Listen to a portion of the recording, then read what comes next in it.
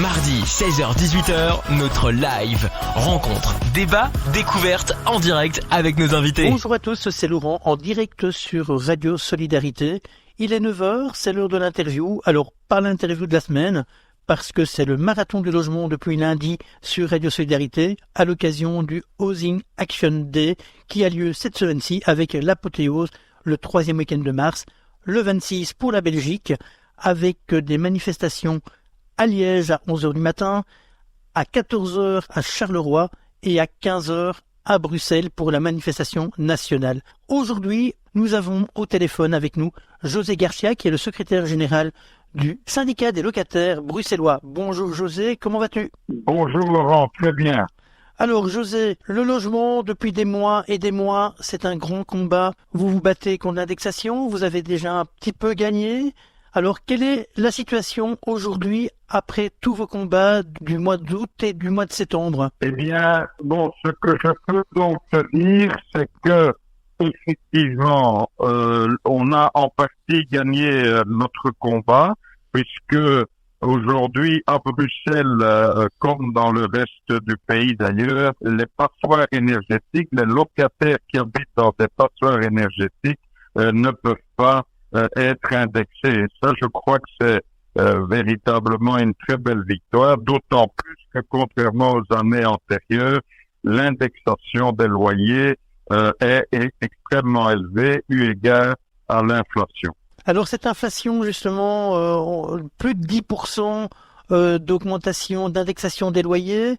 Donc à Bruxelles, on peut dire qu'on a une indexation limitée pour les bails qui ne sont pas enregistrés ou pour les bâtiments qui n'ont pas un permis ou un bon permis PEB. C'est bien ça? C'est bien ça. Donc, et ça, c'est une nouveauté à Bruxelles, puisqu'avant à Bruxelles, contrairement à ce qui se passait en Wallonie, quand un bail n'était pas enregistré, le bailleur pouvait néanmoins l'indexer. Donc là, le législateur régional a corrigé cette aberration et a ajouté évidemment l'aspect performance énergétique des bâtiments, donc ce qu'on appelle communément le PEB. Et ça, c'est véritablement une très, très, très, très grande avancée, puisque tu dois savoir que en Belgique, malgré que c'est totalement interdit, on peut malgré tout louer des taudis à des prix très chers. Et donc, une façon de réguler en quelque sorte ce marché locatif un peu fou, il faut bien le dire, eh bien, c'est de mettre des règlements type PEB, à savoir que, voilà, si le bâtiment n'est pas bien isolé, évidemment, le bailleur ne peut pas indexer son loyer. Je pense que c'est une bonne étape et la lutte que nous menons aujourd'hui, c'est par rapport au logement social, parce que il serait trop compliqué de l'expliquer ici, mais sachons que le logement social échappe à cette protection du PEB. Donc, malgré tout, on peut augmenter les loyers dans un logement social, même si le logement social est une passoire énergétique. Nous avons estimé que c'était totalement injuste, même si tout le monde sait que dans le logement social, les loyers sont évidemment plus faibles que dans le privé, heureusement d'ailleurs.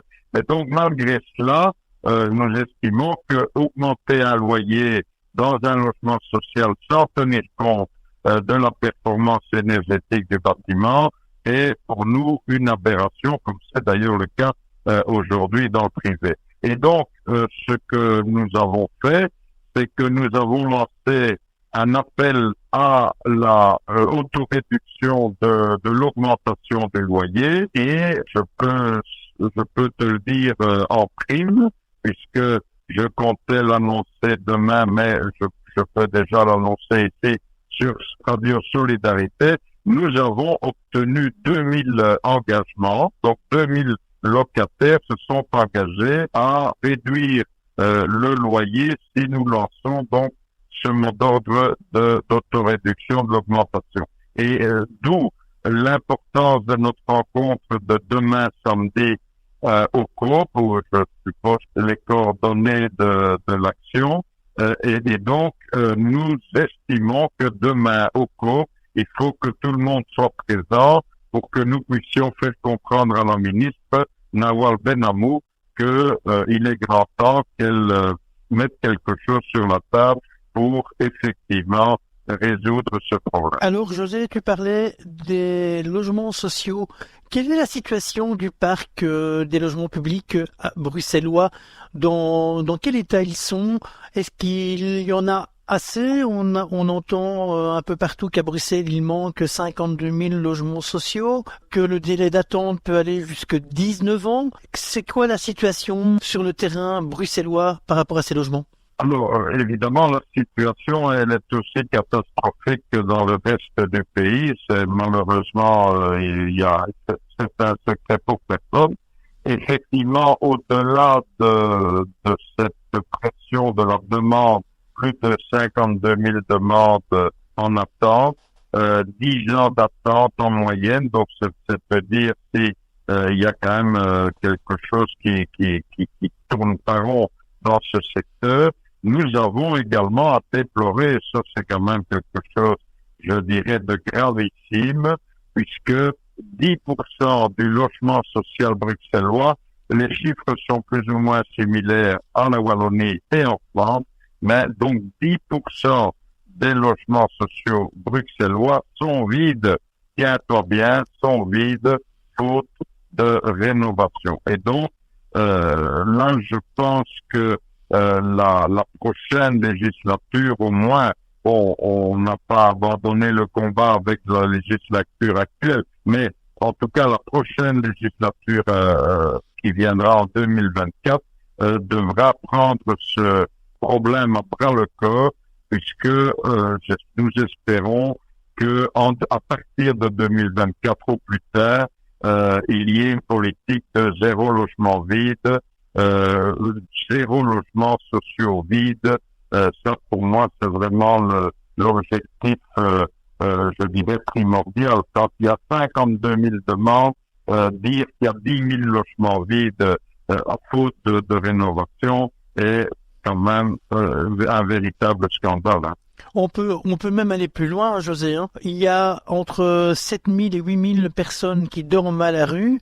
Et il y a 10 000 logements qui sont vides, qui ne sont pas louables parce que ils ont des problèmes, il y a des problèmes d'insalubrité peut-être, mais on estime que 7 000 personnes peuvent dormir en dessous d'un pont ou dans la rue à Bruxelles, mais ils ne peuvent pas dormir dans un bâtiment qui est insalubre. C'est vraiment un peu paradoxal, quoi. Oui, non, c'est effectivement, il n'y a pas de mots et c'est d'autant plus absurde, mais ça, soyons clairs, ce que tu dis est valable même au niveau européen, puisque des journaux, disons, qui ne sont pas nécessairement en faveur de la cause des sans-abri, ont déjà dit à plusieurs reprises qu'il y a plus de logements vides en Europe que de sans-abri. Donc tout ça est malheureusement bien connu. Donc d'où la lutte doit continuer, et donc des journées comme celle de samedi pour le syndicat et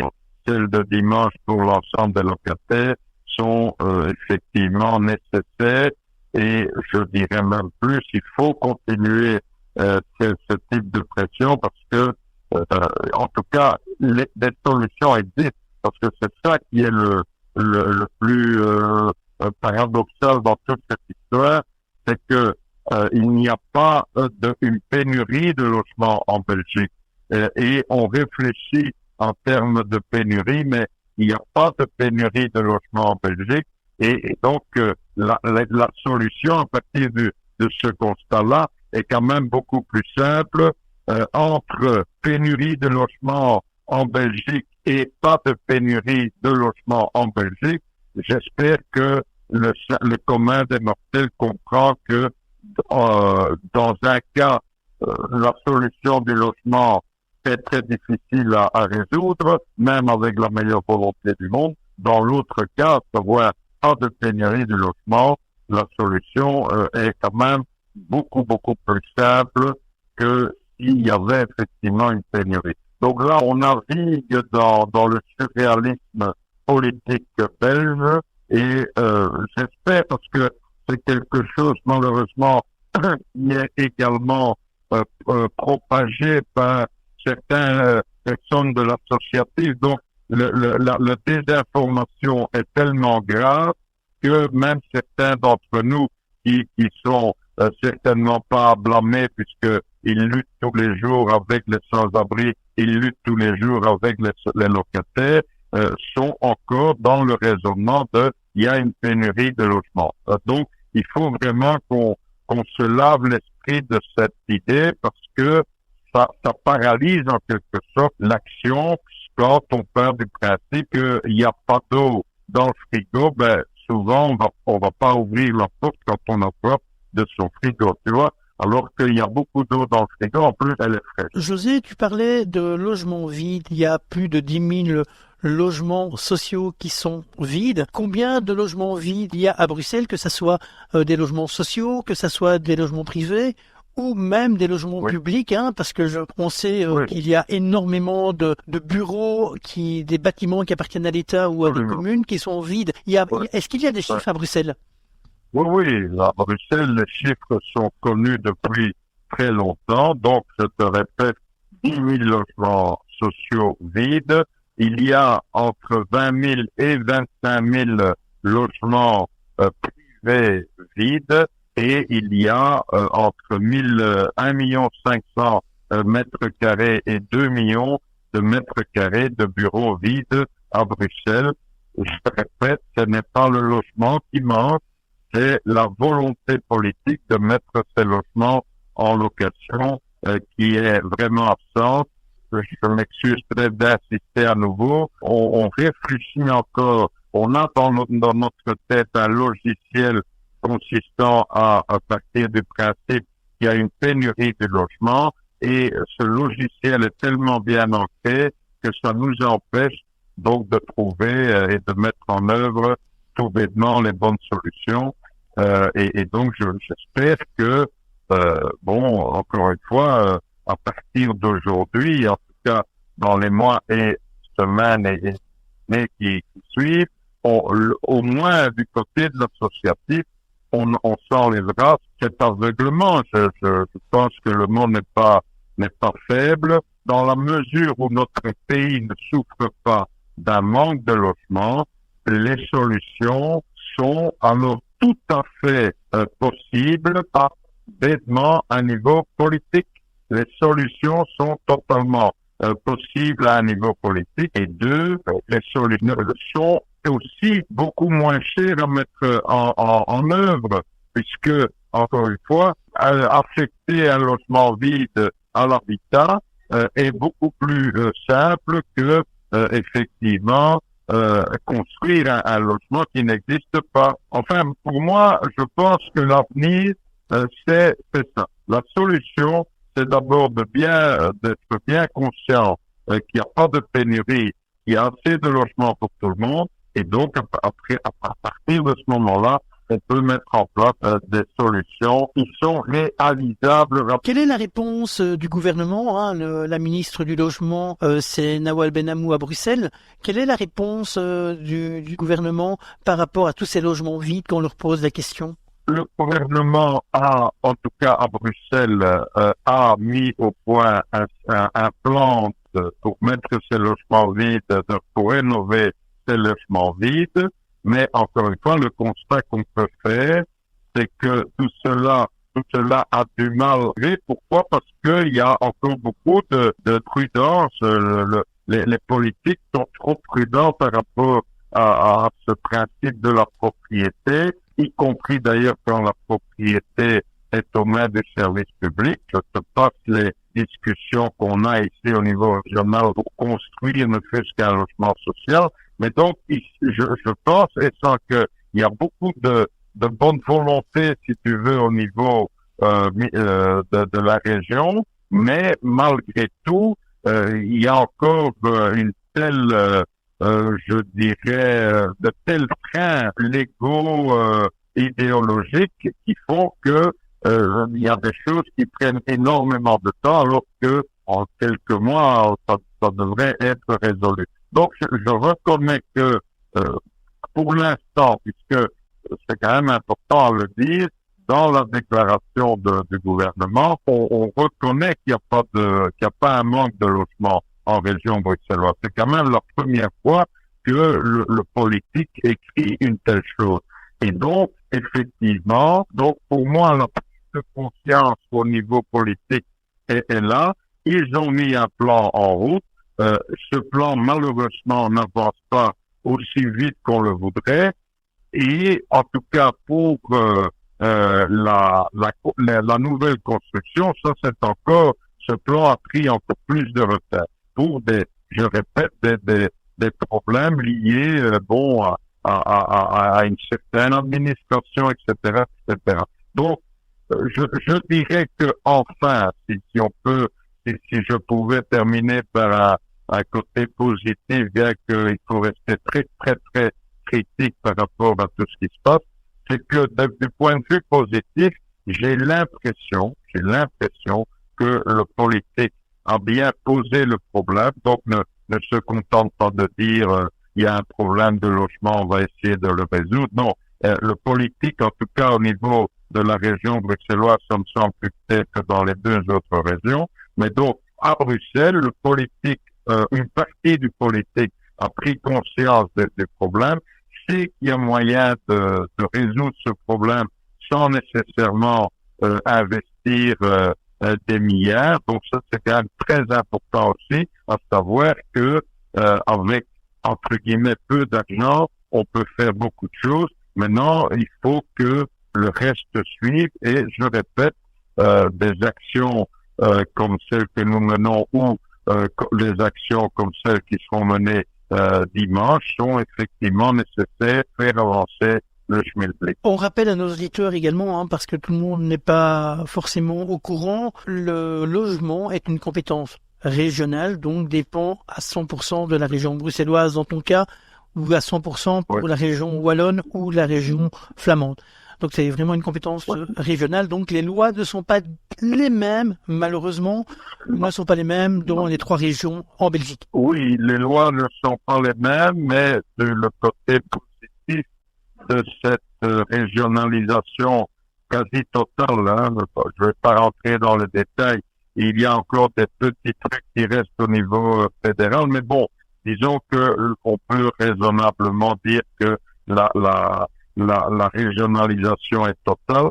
Donc, effectivement, le mauvais côté des choses, entre guillemets, c'est que nous avons des réglementations différenciées qui restent encore, le tronc reste quasi identique, mais il y a des réglementations différenciées. Mais par contre, et c'est ça qui me semble à moi le plus important, le fait d'être descendu d'une marche au niveau du pouvoir fait que ce pouvoir est beaucoup plus proche des citoyens. Et donc, moi, je reste convaincu que à travers ce rapprochement du pouvoir du citoyen, que le rapport de force est évidemment bien plus simple, entre guillemets, parce que c'est pas toujours simple quand même, ni facile, mais le fait que le pouvoir soit plus proche des citoyens fait aussi que le rapport de force à mettre en œuvre est beaucoup plus simple aussi pour les citoyens.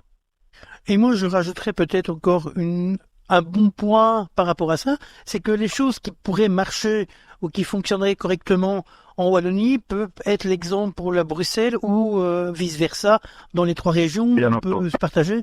Je pense que c'est aussi un bon point parce que les idées sont différentes dans les trois régions.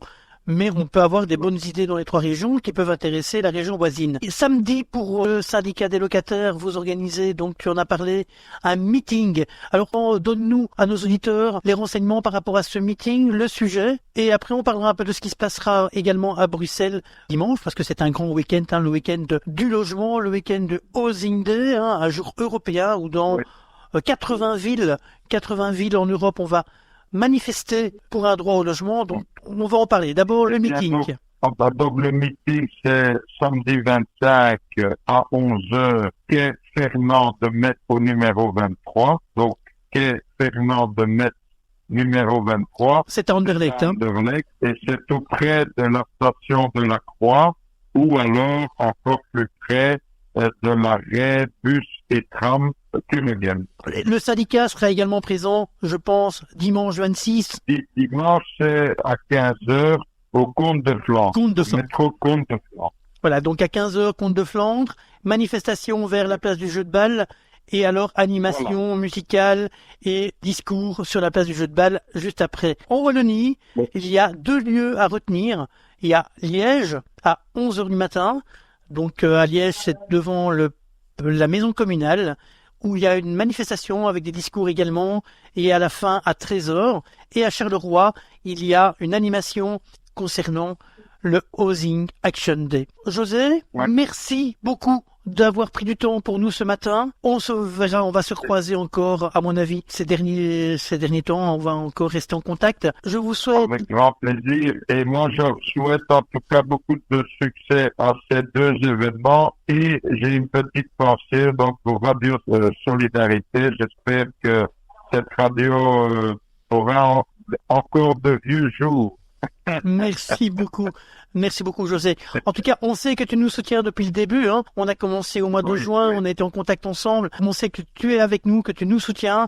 On est de plus en plus sur le terrain, on est équipé de plus en plus au niveau technique. Donc, on espère avancer, évidemment. On espère avancer et évoluer surtout. Je rappelle à nos auditeurs, aux associations qui nous écoutent, qu'on est là. N'hésitez pas à nous contacter. On essaye vraiment d'être présent sur le terrain avec nos moyens personnels, parce qu'on est peu nombreux pour l'instant, on est tout nouveau, mais en tout cas, on est présent. Merci José, je vous souhaite une bonne chance pour le 25 et à très bientôt. Je rappelle également que nos auditeurs pourront nous entendre en direct dimanche à 11h du matin, en direct de la manifestation de Liège, et à 13h30 pour un débat, une rencontre entre associations et militants. Je vous souhaite une bonne journée, à bientôt, et n'oubliez pas que nos interviews sont disponibles en podcast sur le www.solidarité.tv. Retrouvez nos interviews en podcast sur notre site www.solidarité.tv.